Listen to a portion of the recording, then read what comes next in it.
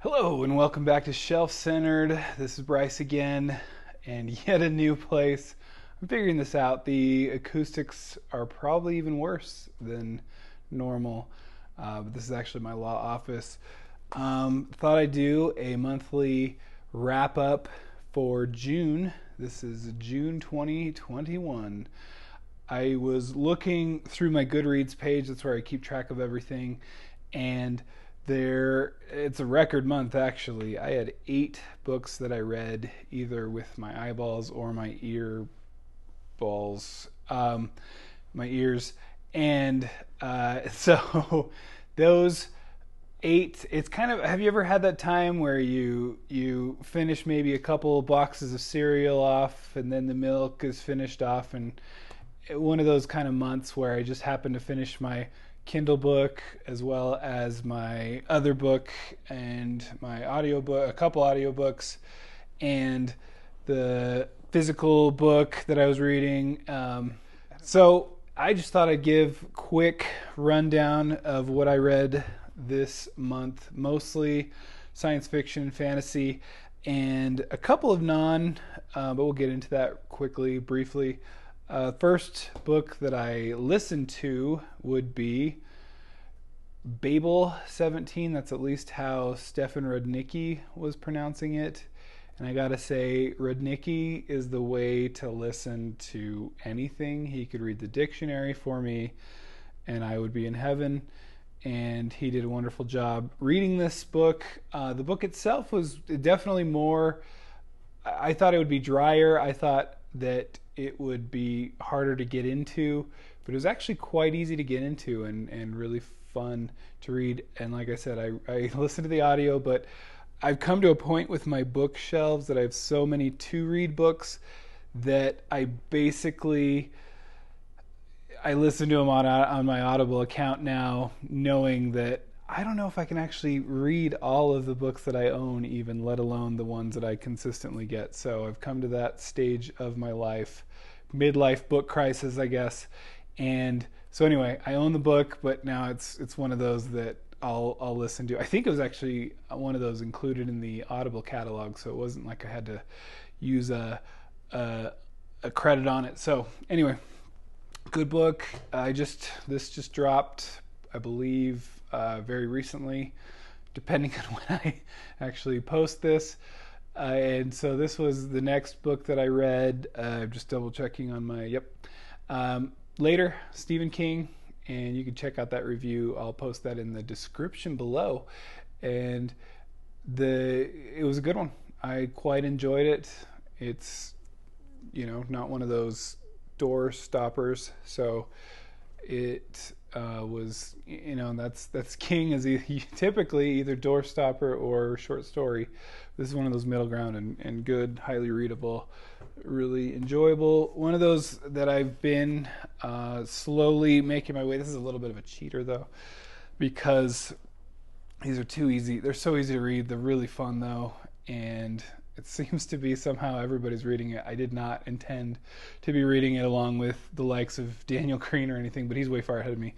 But One Piece, it's more to kind of see if my son or my kids honestly can read them, and I think my son's probably at the age, I think he'd be good. Let's see if there's even, I don't see an age range or anything that the book itself lists, but gosh, what fun. These are fun. It's like Marvel combined with pirates and then overreactions to everything, which who doesn't love that? Really fun. One of those. Okay, so then I'll just have to pop up.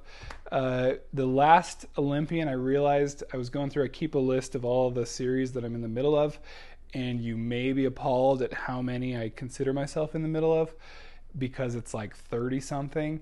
And I realized in the last year I've been kind of going through each one at a time, going, okay, let's finish some series instead of just languishing. I think part of my issue, and I don't think it was with this next one that I'll get into, but part of my issue is that I don't want this world to end, and I think deep down that if I read this final book, that then this world is done, and then I don't. But at least luckily recently I've realized you know what? You can always reread. It's what? It's almost as if you can just reread everything if you want to go back to the world or read more, because there's a lot of times a lot more in the world. So anyway, I'm getting myself over that slowly. But anyway, as if you already didn't see it, here it is again. The Last Olympian. I realized I didn't read The Last Olympian. My son was blazing through those, and so he said, "Dad, I recommend them to you." And what is the dad going to do? I'm going to want him to read my recommendations. I got to read his, and they're really fun. They're way fun. No shame in reading them either, like I was somehow hinting at, but it was so much fun. I really enjoyed it from the first book to the last. Obviously, it's got some cliches, some YA type things, but overall, just a good fun series. So that was on audiobook. It's a great audiobook reader. Sorry for The Last Olympian. I can't even think of the name. I might post it here. So the only thing is, like, all of his older characters are kind of have the same like voice or anyway, that's one little gripe. The next one was Canada by Mike Myers. Hilarious book, highly recommended. Kind of goes through his career, but also his love of Canada. And if you read it, you're going, they're kind of inseparable. He loves Canada, and I do too now. And I think I always did, but definitely even more so now after reading that. It's hilarious. And I mean, it goes from, he says at the beginning he doesn't want this to be political, but he talks about that he loves the big government of Canada, and all this stuff, and it's just, it's so funny, and following his career through that kind of lens and his love of hockey.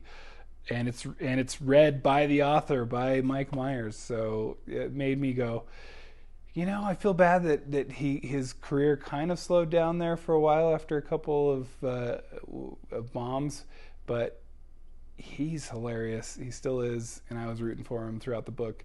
It's really fun. Next book was, and again, this is kind of my audio or Kindle, and I didn't love the Kindle cover that I showed in my review the other day. So Slapstick, we'll put a good cover up that I actually like, unlike the Kindle one. And in my review, as I said, huge Vonnegut fan. Sirens of Titan is one of my all-time favorites. I don't think I've laughed harder in a book than that one. But Slapstick just was not my favorite. I could not, it had a lot of good Vonnegut things, but some frustrating Vonnegut things. Okay, so that was good. That was on Kindle that I read that. So eyeball reading. The next book, I also did a review already on this, is Soulsmith, the Will White sequel to Unsold. Excellent series so far, and Soulsmith just opened that world up even more, even bigger. That's fun, and I love that. I love a world I was already interested in, just got way more interesting. Count me in, sign me up. So great. I'll link the review in the below parts. Oh, that sounds bad. In the down below description. We'll go with that.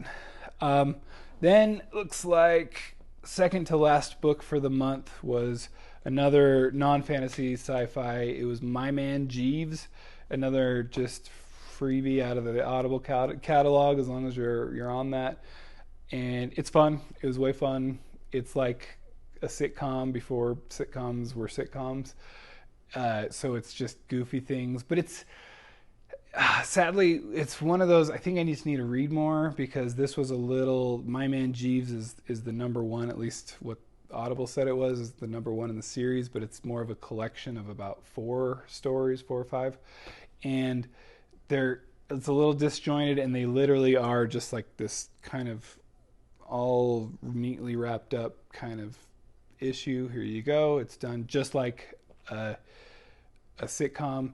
So that's where I'm going. But it's the old style sitcom that I love. My Communities and my Arrested Developments. Those are brilliant, and they don't use a laugh track. It felt like this was my mint cheese was just a step away from using a laugh track, even though I know obviously it would not. Um, and all right, then the final book. This was last book for the month of June that I read. I seriously, I cannot believe how many books I read this month.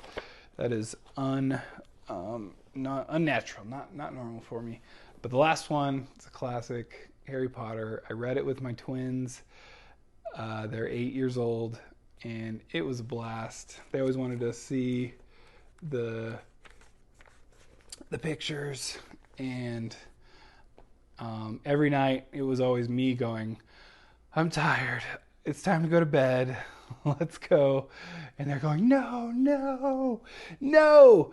And I had to be the mean dad, but I feel like it's one of those good things that it made them want to keep reading. Not that that was my intention or some scheme I had, but because they're just diehard readers anyway.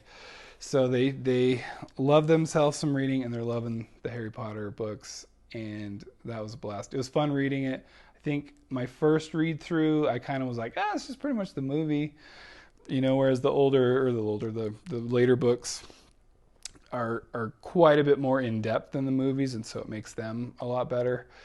And this one, I felt like you could pretty much replace it with the movie and you barely notice. But I do like, in this one, I was able to just take my time, get into the fun of it, the interesting things, the just hilarious little nuances that J.K. Rowling adds in, the funny little things like Peeves, and then we're just cracking up over Peeves, the ghost, messing around with something, or getting lost because of the changing stairwells, and you get out early so you make it to class on time. Just stuff like that. I mean, this is a little bit of a dad brag here, but my daughter said that I should be doing the voices for the audiobook because mine were so good, and she's a sweetheart. But I totally agree with her, so remember that.